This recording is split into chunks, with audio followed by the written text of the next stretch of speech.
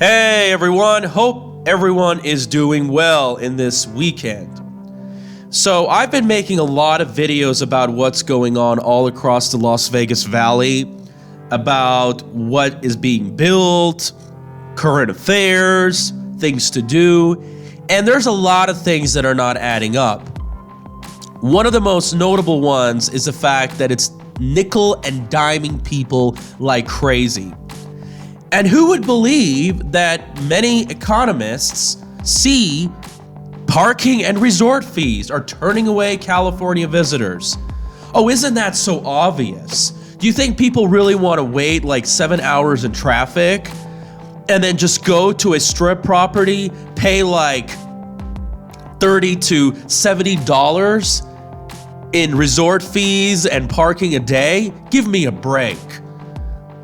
And so they had this forum in the Las Vegas Global Economic Alliance. This is just getting really out of hand. These resort fees are just hidden fees along with parking that really stresses people out. And as you can see here, the Las Vegas Authority reports that visitation is up 0.5%. That's very pathetic for a year that we are growing economically. And a full year visitor volume of 0.8 uptick. Now get this, visitor volumes from California is actually declining. And you can see here traffic on I-15 is down more than 1%. Which means that's about 500 fewer automobiles crossing the state line every other day. You see, this is really psychology when you think about it. When people are nickel and dime, they not only get disgusted, when they come, they spend far less on shows, entertainment, gambling, and so forth. Folks, money doesn't come from trees. They don't grow on them. And as you can see here, resort are as high as $45 a day at hotels like Venetian, Encore, and Aria. So, you can see here they also have a forecast. And they also say, well, visitor volume is flat. It isn't just because I think of the fees. I think it also has to do with the aftermath of the mass shooting. But as you can see here, they're projecting a decline.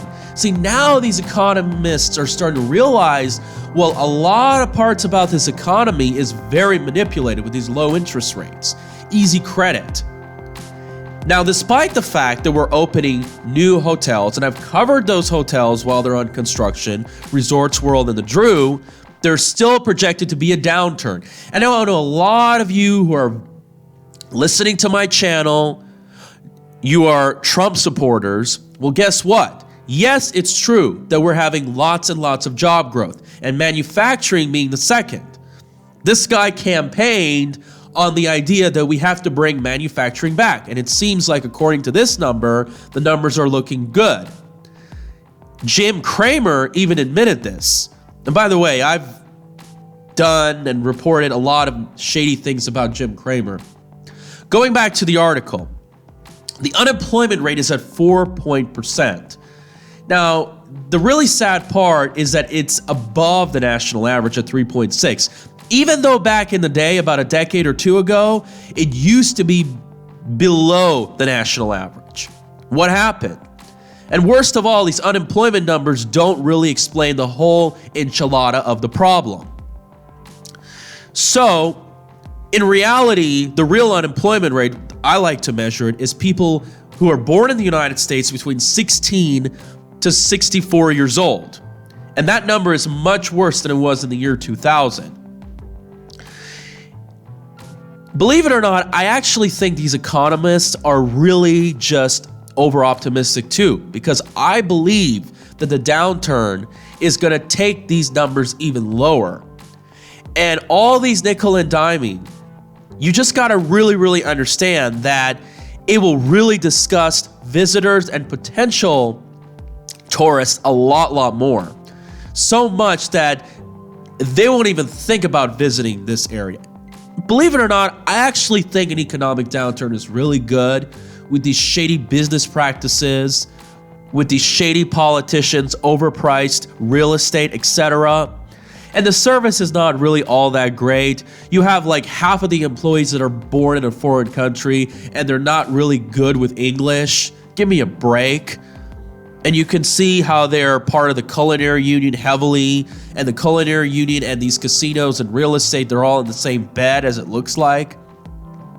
Really gives these elections an illusion of choice. But speaking about the economy, you have these realtors that are disputing the 2020 housing market forecast. So as you know, the real estate market has been turning over. And believe it or not, they had projections that even by a real estate agency that the housing market is going to turn around. So now they cannot deny that basically a turnover is coming, and it's already here, especially in some markets across the country like San Francisco. And they're saying, oh, well, you know what? Despite the fact that mortgage rates are going to bump up, well, we got all these people from California coming along. Folks, certainly that can bump up the rental market. However, keep in mind, a major factor in demand is the easy credit. And if you run out of those buyers, if that credit market tightens up, this is going to have a far greater impact on demand. It's not necessarily true supply and demand. I'm sure you guys have to really realize this. And so as you can see right here, they are really struggling, folks. And I want to show you this article right here. The victims have split $800 million. Well, yes, they did sue and something did happen, but believe it or not, did they really get the justice that they deserve? Doesn't really look like it. The lawyers got a lot of money. And I know that there's a lot of shady things that happen. I heard reports that the CEO, the executives, Murren sold company stock. And as a result, it looks like they are struggling. It looks like they're smelling the coffee that a severe downturn is along the way.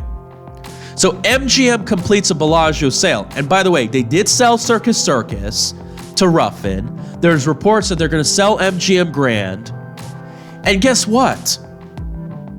Looks like they can see a downturn is headed. And I think a lot of people at the top levels are going to leave. And this isn't just MGM. Caesars is selling Rio. Now, the Rio is having some problems. I heard some structural issues. The buffet is not as good as it used to be. The top level is still pretty nice. I heard Penn & Teller, which I saw last year, is about to leave. So there's a lot of inefficiencies with the Rio. And God knows what they could do to it, convert it into condominiums. Who knows?